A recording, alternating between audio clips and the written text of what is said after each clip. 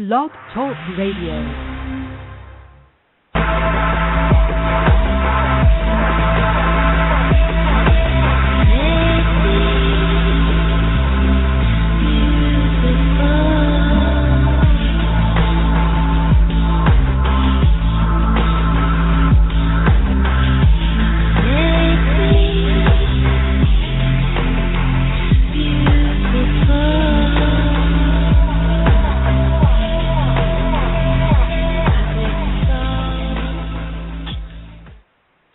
Oh, thank you, Todd. It's always like hard to find a reason to play that song.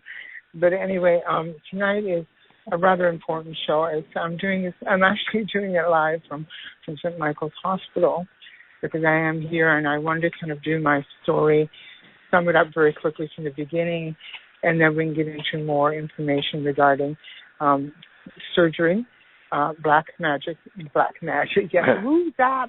Like black market surgery and such, and a lot of you have probably heard about it. It's very inner world that you don't really get to hear a lot of detail, but if something happens to me personally, I want to share that with people. I think it's important that people know what's out there and what's happening and what a lot of the people decide on their own to do to make themselves feel presentable the way they want to be presentable. And that is what I've been doing over the years. I have been going to people who would come to town, people I know through other people, and when they would come to town, I would have more injections done, my butt, my hips, sometimes my lips and such. But these are the things. I want to put this out there. This is not a victim show, and it's not a lecture show. And it's not don't you ever do this show. It's about just my personal experience with this. But the main point I want to bring up, what happened to me, was because I want people to know about the lack of communication that goes on between hospitals, hospital administrators, and medical industry, and trans people who are afraid to go to a hospital because it's embarrassing for us. And so that would be the main focus. But in order for me to give you that focus, I have to tell you how open they've been with me and how great they've been with me. And I'm just going to breathe for a second. Hi there, and I am co-hosting the show. My name is Todd Klink, and whenever Mandy needs to take a breath, I'll just interject and fill the air. This has been a traumatic and interesting and challenging period of time, and Mandy's handling it very well, and she's very strong, and I'm looking forward to hearing the story today. Yeah, so I'll start from the beginning so people have an idea of the background of the particular story. I've already mentioned that I've had injections done before. These are not injections done in a clinic or in a hotel.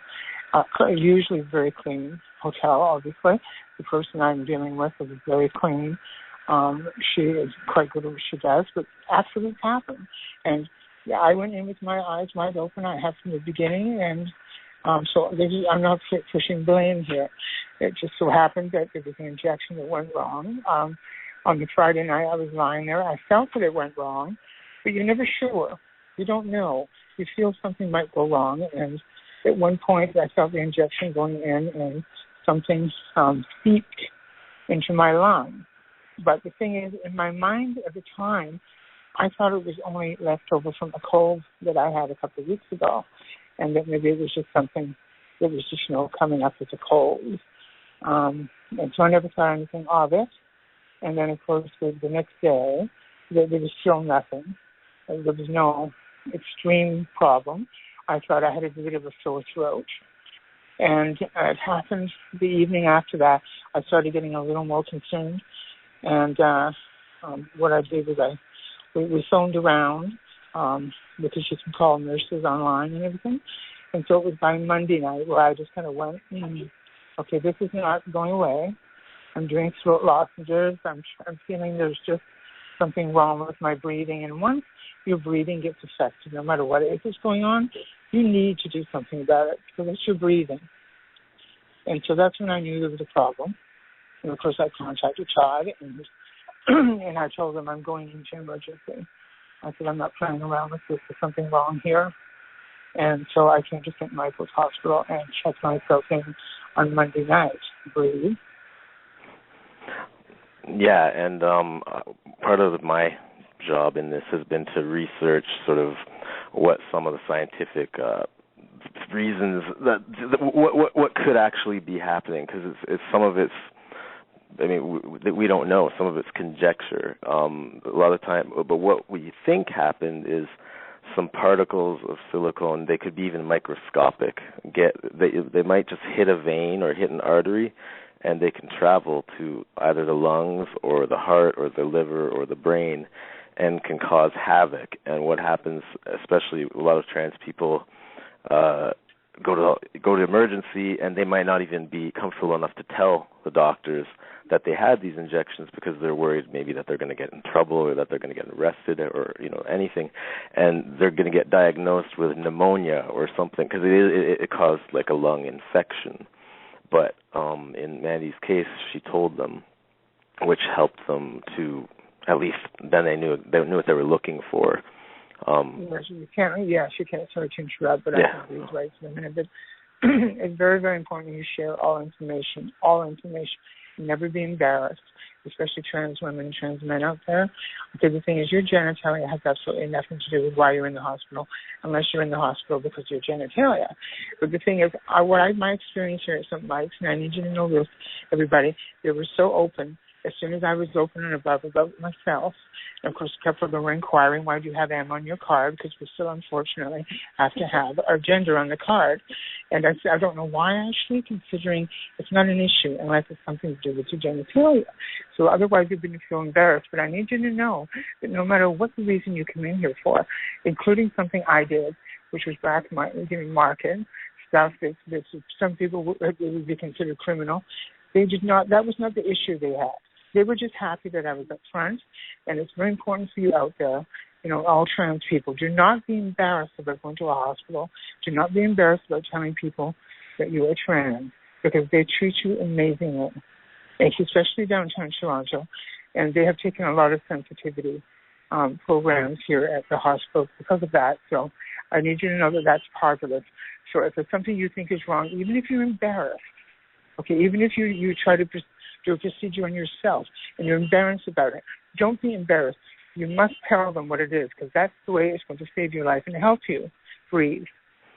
Yeah, and that is the harm. I'm a big believer in harm reduction, and that's a harm reduction strategy. And Canada is very good at that. I mean, it might be different in the States. I know they're a little more harsh down there with things, but we have, as a culture, we believe in the principles of harm reduction, which are, you got to tell your doctors the truth about everything, and they're not going to turn around and bust you for it. They're going to say, okay, good.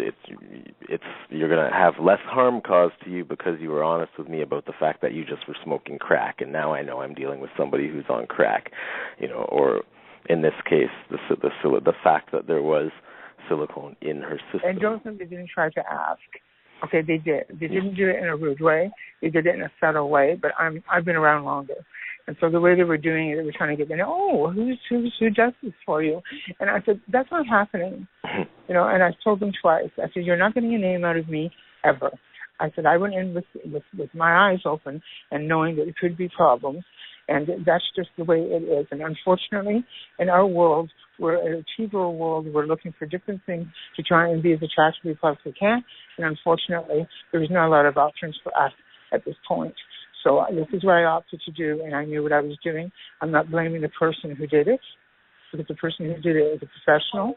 Okay, so I'm not going to go on and do that, and I'm not recommending anybody else out there to get these things done. This is my own personal choice. All I'm saying is do your research and make sure you know what you're dealing with.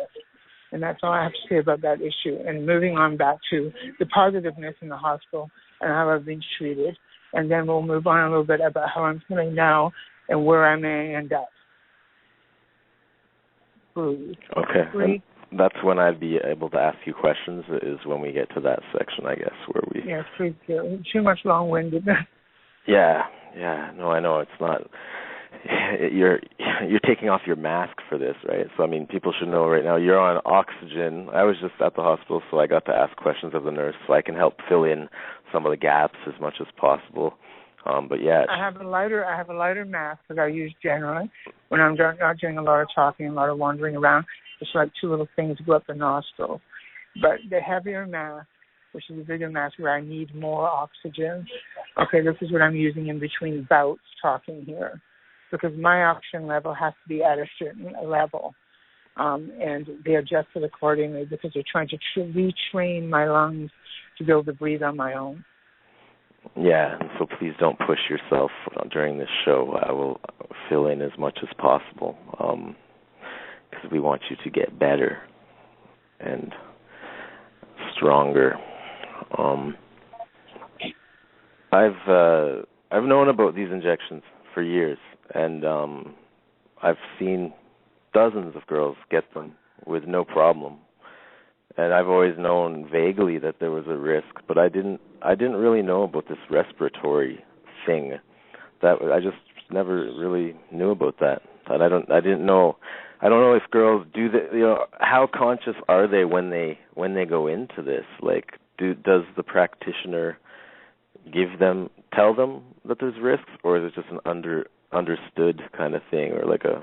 The person I've been dealing with, you ask them direct questions and they will answer all the time. Yeah. But if you don't, do they just do it? They will just assume that you already know what you're getting into and what you're doing because you have talked to other people about it and your mind is done. Yeah, and I've heard that. You're not going to waste time talking.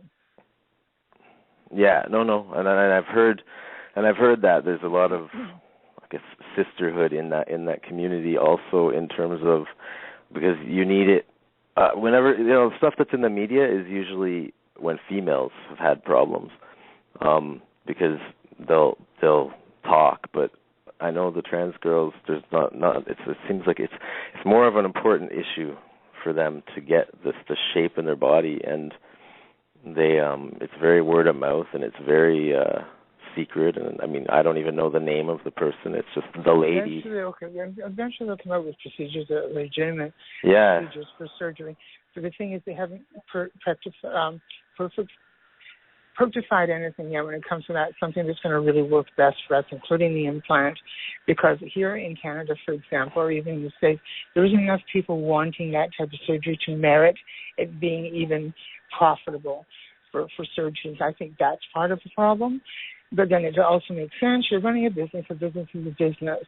To sell a couple of hip implants to a T-girl once every, couple of years is not going to be profitable. So the drug companies aren't even looking into any way of encasing this and making it into some sort of a viable situation for body change.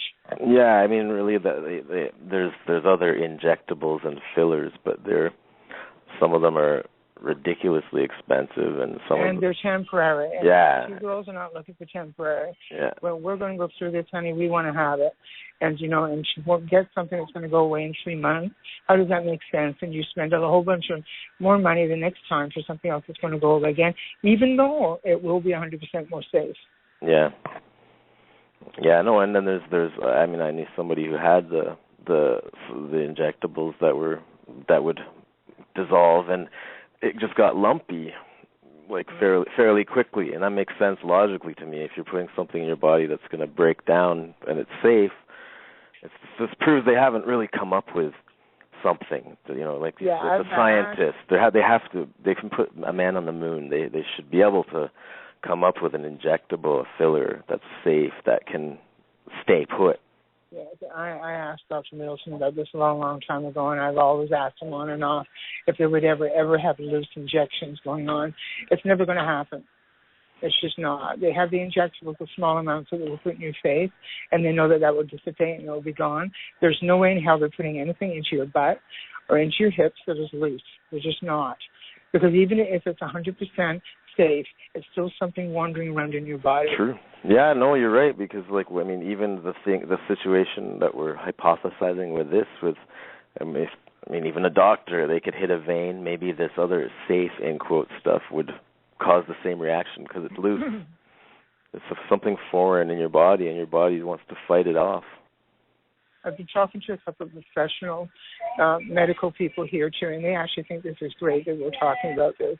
They're great that we're going on our radio, our blog talk radio, and first offering out to trans people in general and queer people in general that they should be feeling safe coming to the hospital, first of all, and they should certainly feel comfortable about asking about anything or telling what they have done, and then they need to share. They need to communicate, because these professionals are exactly that.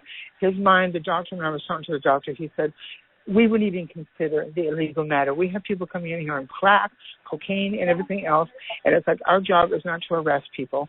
Our job is to get as much information as possible to heal you. Yeah, and you really got a sense that it's quite a healing hospital. I was impressed by the whole thing. Donna, they were coming at me in groups. Okay, I'm talking about groups of medical people coming in and talking to me one after the other. When we first got here, they put me in isolation, because anything, if you walk into a hospital, you have anything to do with your respiration at all, they have to mask you. Everybody around you has to be masked.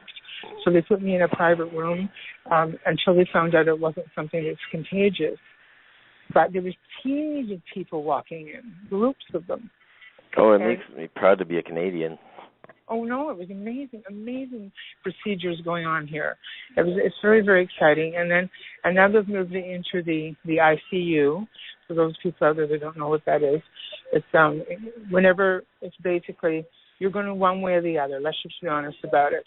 They hold you in there, and you're either going to end up on permanent machines that will hold you alive, or you're going to see if they can keep you moving and up like me, and make sure I'm going to be safe. And once at the point where they decide, you know what, she's where all her vitals are good, she's wandering around, she'll never have trouble breathing, but once she can get off of the oxygen, they'll put me up into the main part of the hospital. But even then, that still isn't 100% guaranteed. I mean, at one point when I was brought down here, as soon as they brought me to this unit, I knew only one thing. I was either coming out or not. So as far as what we see now, my lung capacity has grown and I'm breathing, so let's hope for the best. But on the other hand, you have to kind of face things like this. It's the way it is.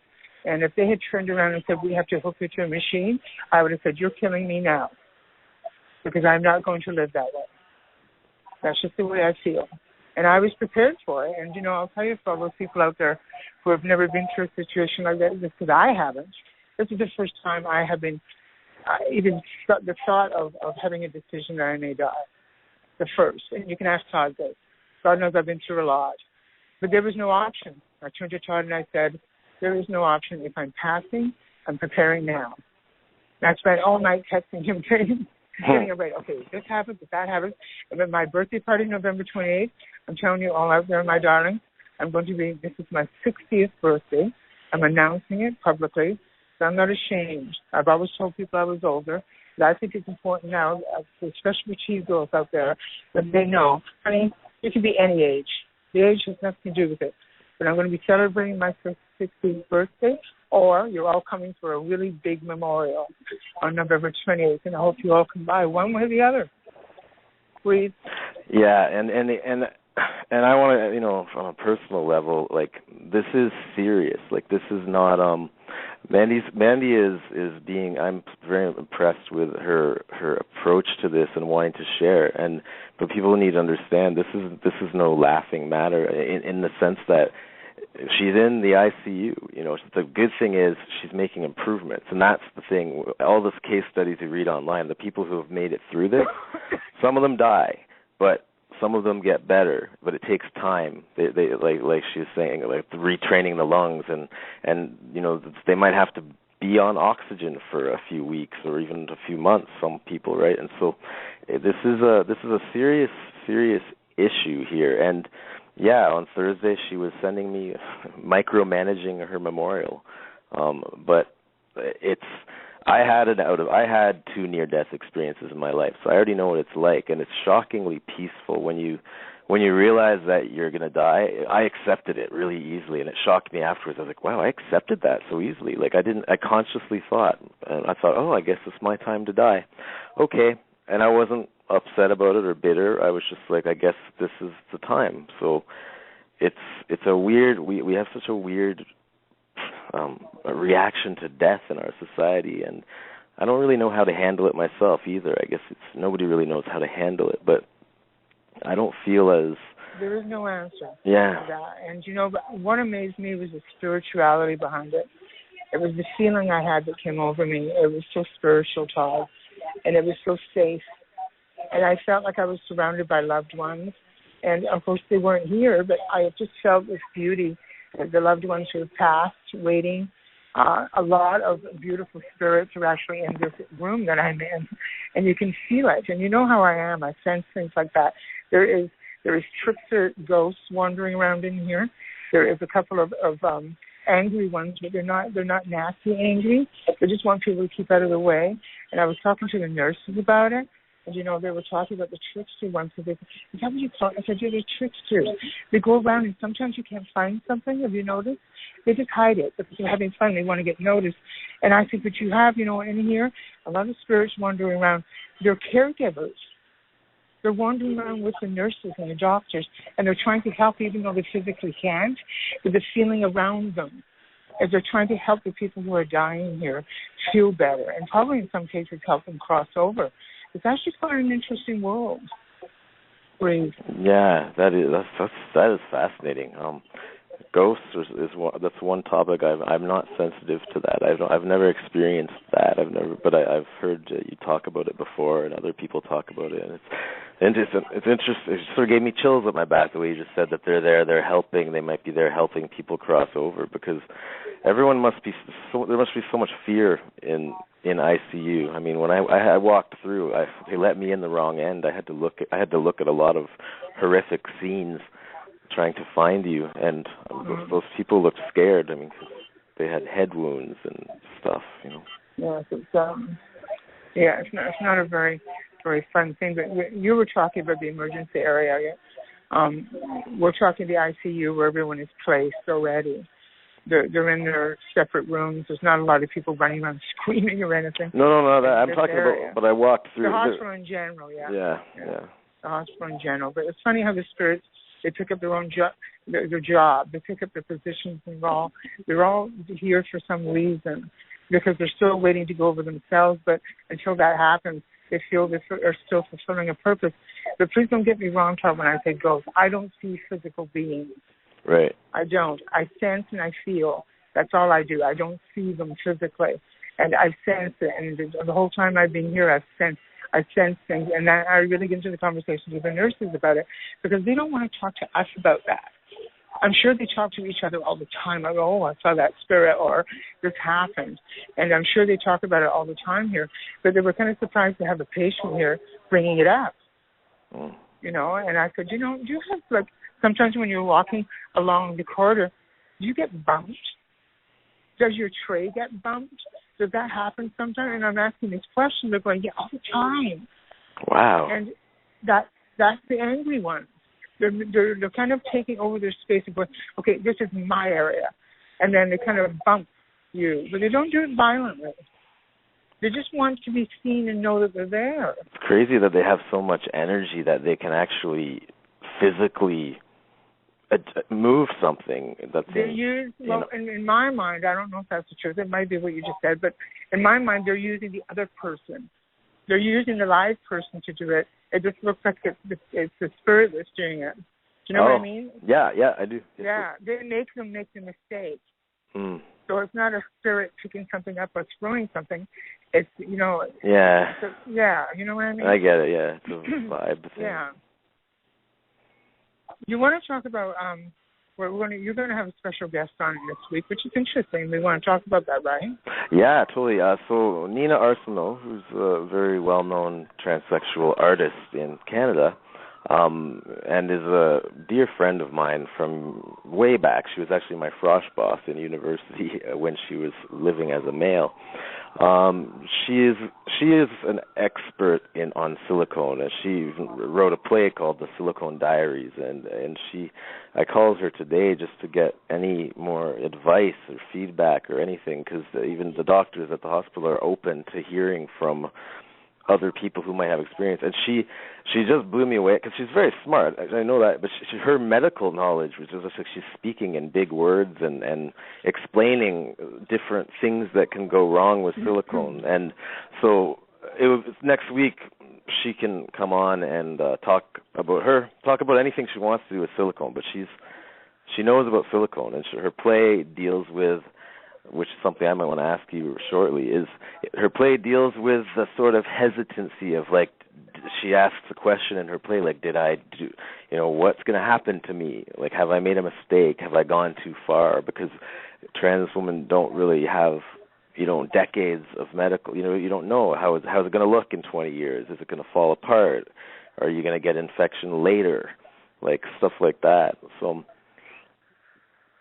how are you feeling about the choices that you've made? Charlie, anything I've ever done in my life, I've done it because I've decided I want to do it, and I'm being totally frank and honest about that. I went into this with an open mind, like I've said before. Do I feel something might happen later on? Yes. Do I feel regret? No.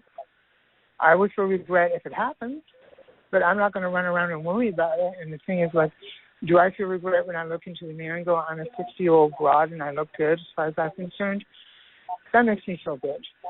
I'm in the public eye. I mean, God, look at some celebrities go through. I'm not even anywhere close to that. You just want to look and feel good. And that was my whole thing about it. And then, of course, I could have went the route, I'm a trans woman, I'll concentrate on my brain, I'll concentrate on this. Of course I can go that route if I wanted to. I chose not to. I wanted to be a milky kind of cougary type of, fun tea-girl. And that's my character. I'm a Mandy Goodhandy character. And so it fits with what I'm doing. And no, I don't regret.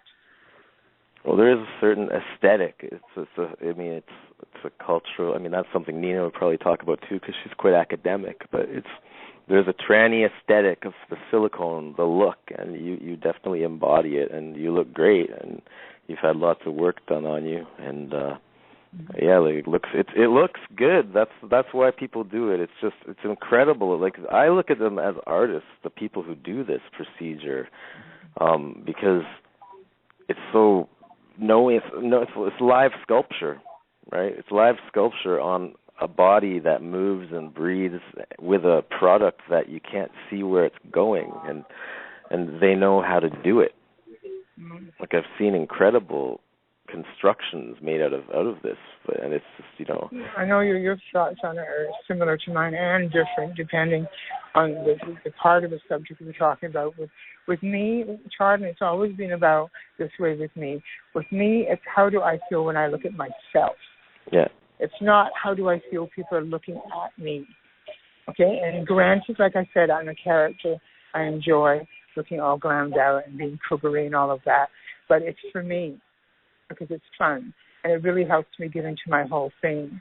And when I get up in the morning and I look at myself and I don't have to put on a lot of makeup, or I don't have to, put stuffing and padding inside myself, to feel sexy or glamorous or to feel like I look like a woman, that's worth it to me. Mm-hmm. To get rid of all of that where everything just falls in place. And you know what? It doesn't always look good for people, and I get that. There's a lot of other trans women will look at me and go, wow, it's ridiculous. It's got way too much work done. And, a lot of them judge each other for that. I'm okay with that because that's their opinion. I would never turn around and say to any T-girl, and you know this, you should get work done. If they come and they ever ask me, they say, Mandy, what do you think if I got something done in my cheeks? You know what? If you feel that you want to, you should. That doesn't mean I'm standing them to get silicone. It's like I won't tell them to go anywhere unless they absolutely ask me something. And even then, I have never recommended the person who does me, ever. If a girl says to me, do you think I should? No, you have to decide if you want to go and get this done. I will not make that decision for you. But like I said, you're going to get the T-girls that want to be the glammed out ones, the ones who want to have the large breasts, the girls who want to be down to earth. And there's a lot of beautiful ones out there that are just totally natural with no silicone or anything. You get the girls who are the militant ones, the strong lawyer type ones. They have no interest in any of that whatsoever because their minds are broad and strong, and that's the type of woman they want to be. So we all have our different things. So none of us can judge any of each other, Bree. Yeah, I can't stand it when I hear judgment. I have heard and read things on message boards and stuff from the militant type of trans women judging the silicone queens, and just the fact they're calling them silicone queens is rude and it's sort of like, there's many different type of women in the world. Why can't there be many different type of trans women in the world? You're absolutely right, my darling. And I would worry about them more than I would worry about the ones that are not. Yeah. The ones who are criticizing are the ones you have to avoid. They are not your role models. If they're the type of girls who like to wear suits and be down to earth, I love it. I love the fact you're out there talking on behalf of trans women. But if you turn around and criticize other ones, I have no respect for you. Okay, you cannot go run around judging others. That is not your job. You are not God. You're not Jesus with a penis. You're not, okay? So you just leave people alone and let them do what they do. For them to find message boards, that is just slanderous and disgusting behavior. And they're bullies, Todd. Yeah. Bullies. That's exactly what they are. And the problem is some of the girls don't know which direction they're going, and they allow themselves to be bullied, and these girls get that, and they jump on you. That's why I don't go into message boards, because Todd, I couldn't. I couldn't go on message boards because I would just have to just vent. And I'm thinking, I'm not giving you my energy. You're not getting my energy. If you're not happy with the type of woman you are, and you have to put down the other ones because you think they're too beautiful, I mean, what kind of a judgment is that? The silicone queens? What the fuck does that mean? It doesn't make sense to me. It's very upsetting, and it's got to stop. Otherwise, we will not have a solid community. I mean, women for years. Well, women are different. There's women who get silicone done. They get their cheeks, they get their boobs done. What's the difference? Breathe. Yeah, no, it is crazy. And we don't want to get you too upset, or we'll start hearing beeping from the monitors. Are you kidding? You're on your mind? How do you think I am? Made a word over here? Everything's fine, dear. If I get upset, I'll be screaming to the grave, okay? It's just that simple. You have to put your message forth, and everybody out there, you remember that. You speak your mind. You do not let anybody ever bully you or tell you what decisions you make in your life, okay? You stick by your principles, okay, and don't let that happen. What do you have coming up this weekend, Todd? This weekend we have the underwear party on Friday, and we have Colby Jansen, who's been on the show a couple times, will be co-hosting the underwear contest.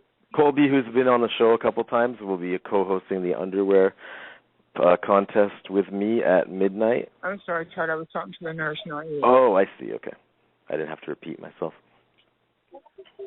Is there anything the nurse is mentioning that's relevant? Yeah, the jury's out when it comes to me being able to make it on Friday. I think we know this already. You never know, though. You don't know. They haven't turned around and said you will not be ready to move around. No. So, I mean, even if I have a tank attached to me, I will string a feather boa around it, and the show goes on, honey. Yeah, actually, you could put the tank honey, I don't have a problem on with your that. back, like in a little backpack. And I'm on a radio show announcing it publicly. What am I? That Ford person who just hides everything? No, that's not happening. Mm-hmm. No, I'm right out there. So it would be nice to be able to make it, but if I can't, I can, because you'll still have a good show with you and Kobe, and you'll have the boys from Flash. But we should mention about the case model. We can actually mention that in passing now about the government issue with his passport. That's why we've been waiting so long to not finally turn around and go, he will not be there, because there's still a couple more days left. So Todd, explain about that. Yeah, there's a chance. So we have this really nice model, Hunter Page, who is going to come, and he was so excited to be coming, and he's got his travel arrangements made already and everything, and the U.S. government went on shutdown, and that just they came back to life a couple of weeks ago, but everything's delayed. So his work permit and his paperwork is delayed. So he might still be able to make it, but we're gonna be honest and say now there's a chance he won't. So we're gonna make sure that we have There'll be shows. There'll be lots of shows. There will be shows, beyond shows. Yeah, and not only that, if Hunter can't make it Friday, he's going to come back for the spring break edition. Yeah. We're going to bring him up for that one. He's a hot boy, and he's a sweetheart, too, a real sweetheart. Yeah, and that's important to us. We like the models to be sweethearts. We don't like to deal with people with attitude who are insulting and rude. We had very nice models at the Dirty Sexy Party on Friday too, by the way, since we're on a gay topic.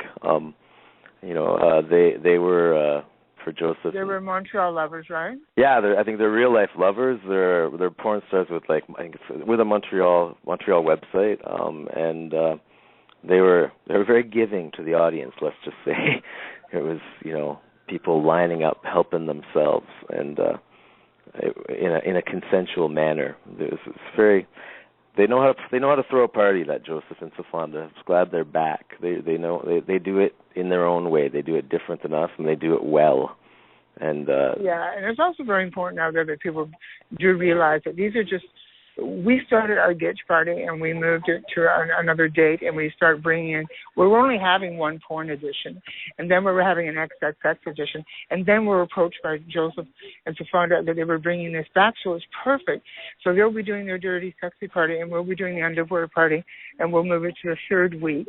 But our underwear party is not going to be a porn party. It's very clear we have to be on that. We're going to have different editions of the Gitch party, the underwear party. We'll have all sorts of different themes and editions. There'll always be no-nos and naughties because, honey, I can't walk into a room without a no-no happening.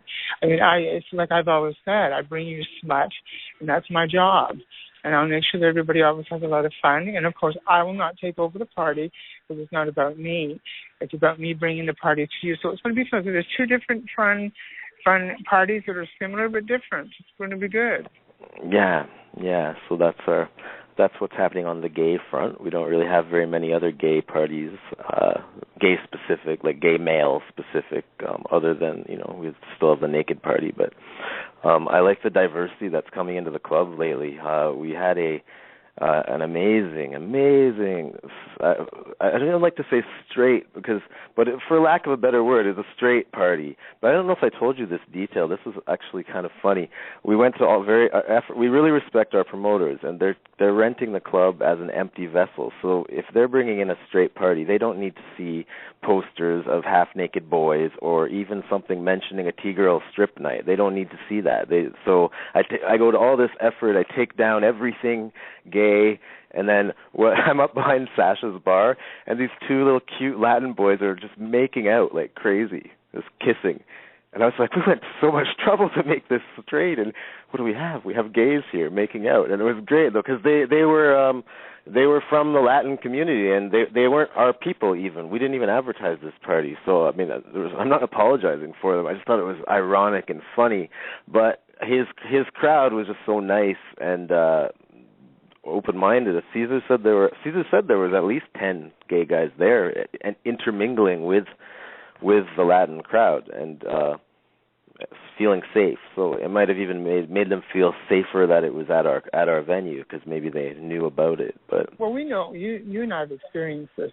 Things have come a long way. Yeah, people are a lot more open-minded than they used to be. But we've always put this word out there to everybody.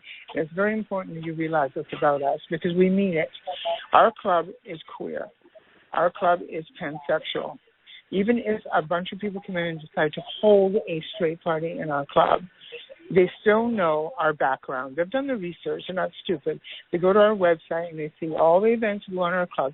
So when they choose to come and bring in a straight party, they would never turn away a queer, ever. No, and we wouldn't allow that anyways. But they wouldn't anyways. We wouldn't even have the booking if we felt that their attitude.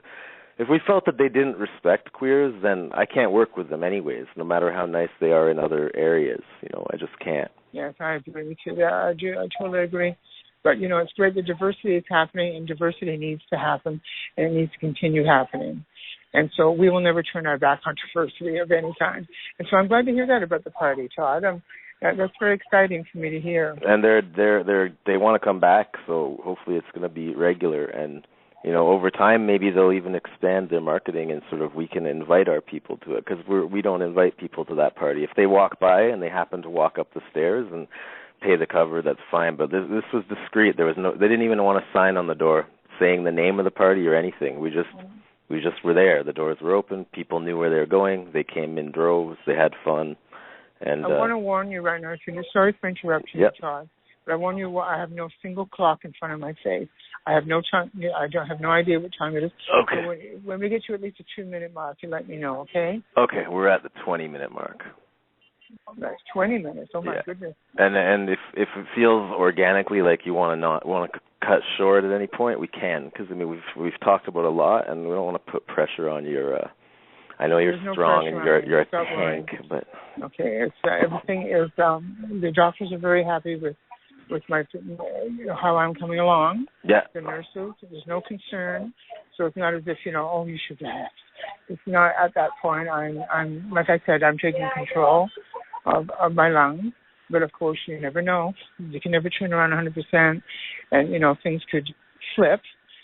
But all I'm saying at this point, I feel great, and I'm hoping to get back real soon with everybody, whether it's oxygen or no oxygen, or be better having no oxygen, because oxygen, I don't know, it's difficult to get those outfits to match. I mean, you can't really go around with two of those kind of like. The oxygen tanks, one on you hanging from each ear, that look, I think it's been tried and it doesn't look good. No, yeah, and you can't have any symmetry, because I think you only need one tank, so you're always going to be asymmetrical, and that's not cool. Maybe a whole new look, but I don't know. Well, we'll come up with something, maybe some sort of a gown that I can move around the club in wheels. With my tanks underneath my dress. But anyway, so I don't want to make light of this either, and I shouldn't. But I don't want people to feel dire either, and I don't feel dire. But we're going to see what happens, and we just have to have faith, and we'll continue on. And, Todd was mentioning to me, we have a lot of really, really spiritual people out there that are supporters of ours, and I want to thank you for your prayers in advance. I've been told that you've been praying for me, and that's really appreciated. Thank you so much. Yeah, people who pray, anyone who I know prays. Hey, bring it on. Anything, any energy, positive energy to help the healing, bring it on. Because definitely. The more I believe in. I'll be praying from my end, because if I do end up passing over, I want you all to know this, that my spirit's on the other side waiting for you. And I will make sure that your crossing over is an easy one, because it is a beautiful moment. It's a very personal moment. That much I know I've picked up on. And so it's always nice when you know that people are there waiting for you. And that's what makes me feel, I don't know, it makes me feel more comfortable. But this will be fine. I know everything's going to move on. But bring up some of the things you've been reading. You did read some of the things online about other people's experiences, but you never mentioned out there how many people have actually come over, how long it took them, and different phases, the ones that didn't work for, or whatever. Well, I can. There's some.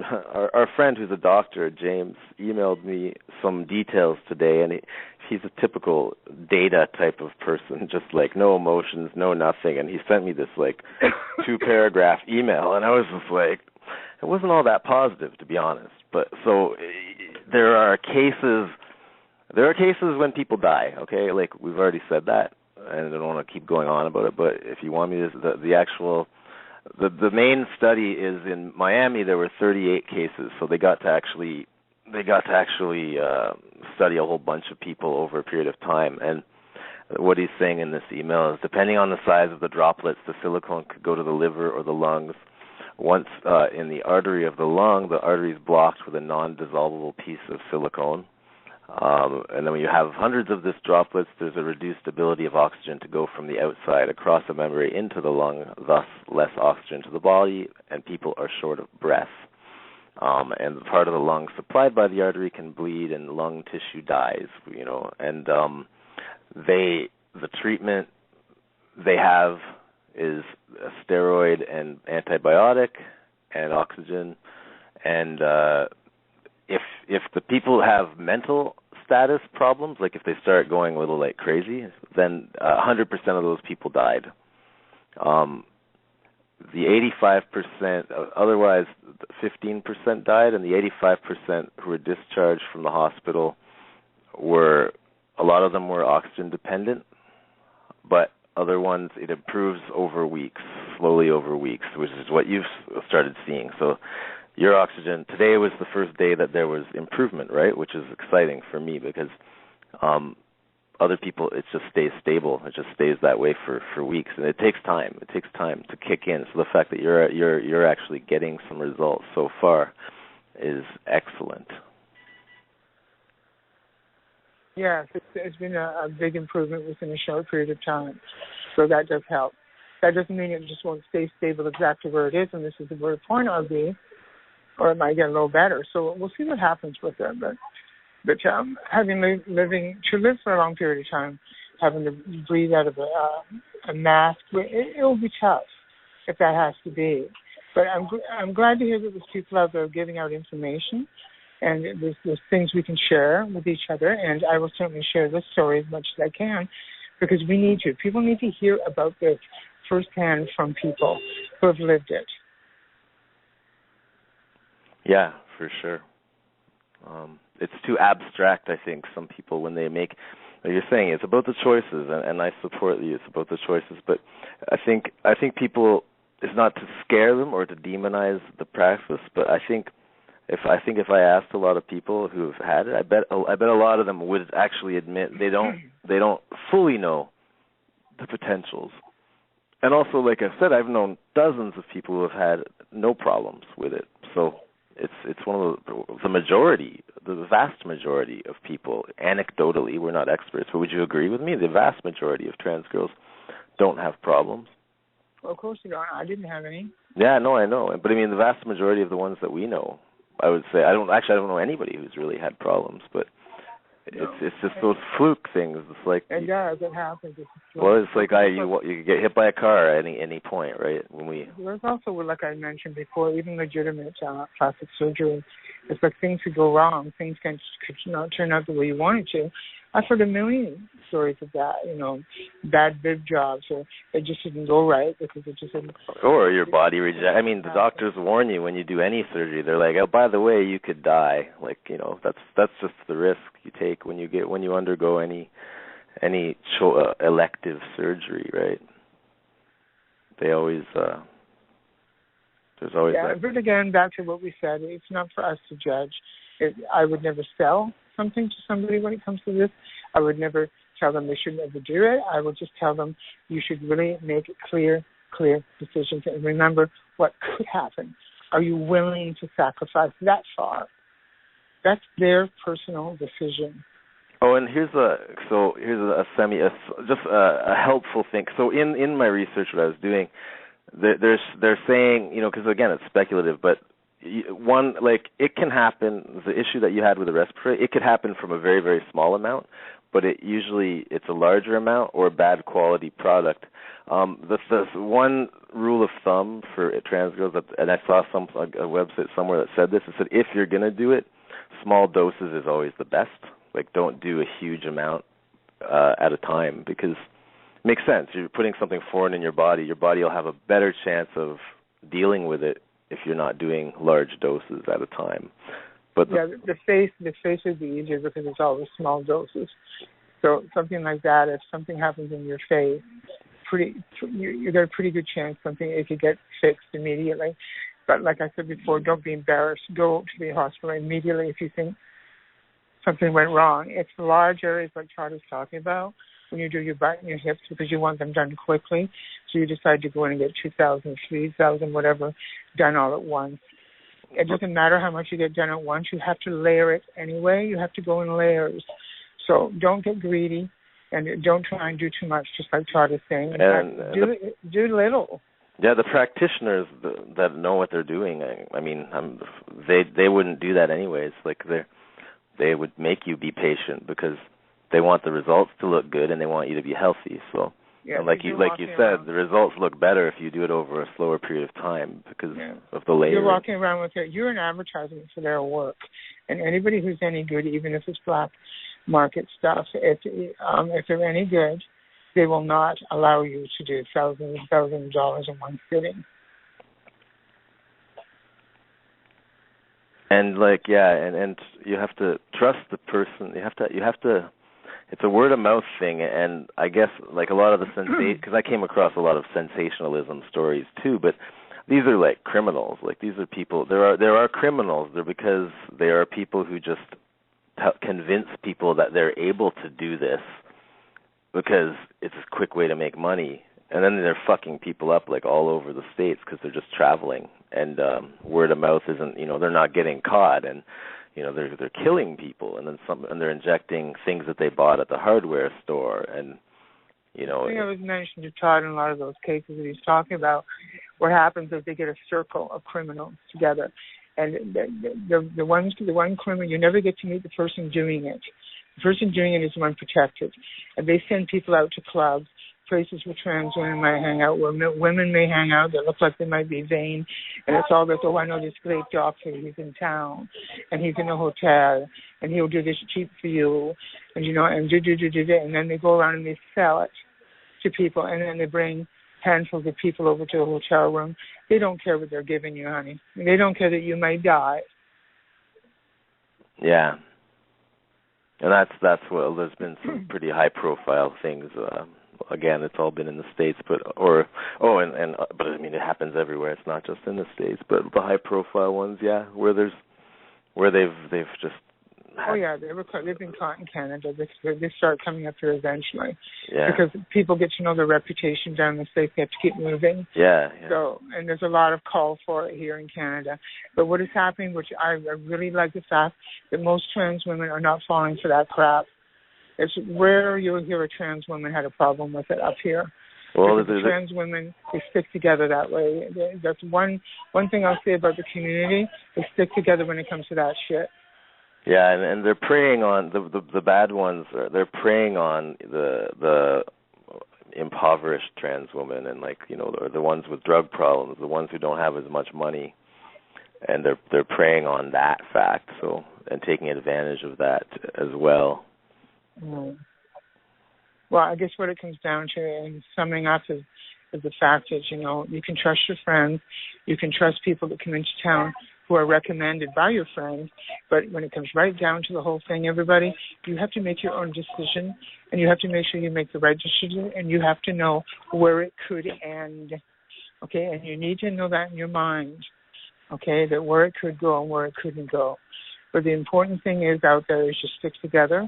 If you feel something went wrong, don't feel embarrassed. Go to the hospital immediately. Tell them exactly that you're trans, and tell them exactly what you got done, how much of it you got done, what sensation you felt when something was coming over you. It will help the doctors and the nurses, and they can give you very, very quick treatment. Do you want to know something? I think we have a caller. Well, that's a first. I know. Hello, are you there, caller? It's me. Oh, I didn't know that. Why do we always you have didn't know to it was have me? her coming on? No, I didn't know it was you. I just saw a caller because I was like, I've never. We don't get callers. I wasn't looking at my screen. Well, I had to listen to this show, Okay, but I wanted to say to you, Amanda, we are praying for you, both me and Jim, and you're going to get through this. Well, I appreciate that. Thank you very much. You didn't really need to call in for that, but thank you. No, I was actually calling in for something else, but you guys have already passed the point like a long time ago, so I was just continuing listening to the show.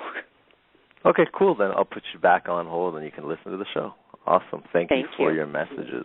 Yes, thank you for your call. Okay. Yeah, I just got taken. I was like, whoa, a caller. I thought, it could be like a first time. Yeah. Well, I always get kind of funny and uncomfortable when people get, like supportive and stuff like that. It's a little embarrassing to me. So that was uncomfortable.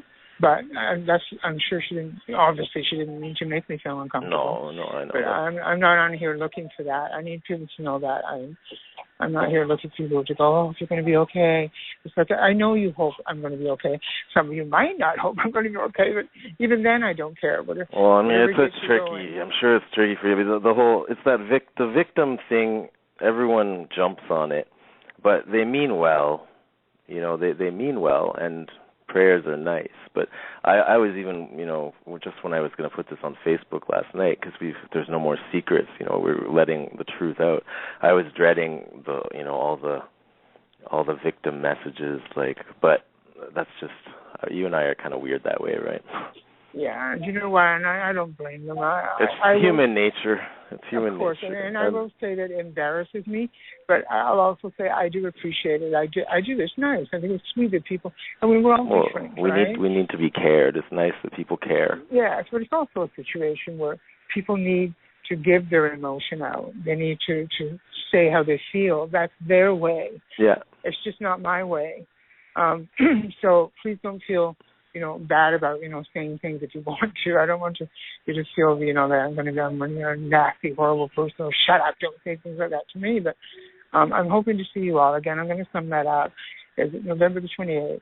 It actually is my birthday, and I will be 60 years old. And one way or the other, please come to the club and please enjoy the evening, because there'll be lots of love given out, one way or the other. Okay, all my darling. So I'm going to go because I'm getting a bit breathless, and I will talk to you soon. Todd, thank you for joining me. All right, thank you. We'll talk soon. We'll talk soon. My darling. Okay. Take care. Bye-bye. Bye.